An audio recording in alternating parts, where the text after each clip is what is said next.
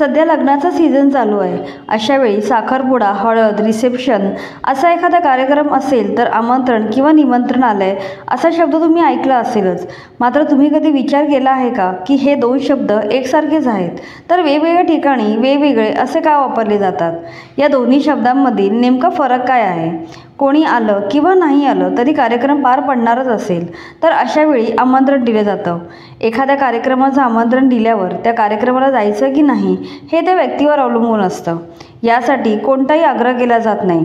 म्हणजेच आमंत्रण अशा कार्यक्रमाचं दिलं जातं जिथे तुम्ही उपस्थित राहिलात अथवा उपस्थित राहिला नाही तरी जास्त फरक पडत नाही.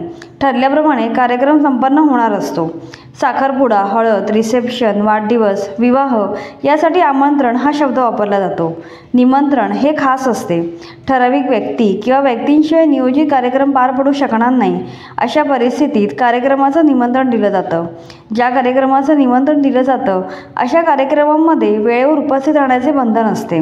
निमंत्रण दिलेल्या कार्यक्रमांची रूपरेषा ठरलेली असते. कार्यक्रमात प्रमुख पाहुण्यांची हजेरी अत्यावश्यक असते किंवा त्या पाहुण्यांच्या हजेरीशिवाय कार्यक्रम पार पडणारच नाही अशी परिस्थिती असते तेव्हा निमंत्रण देतात.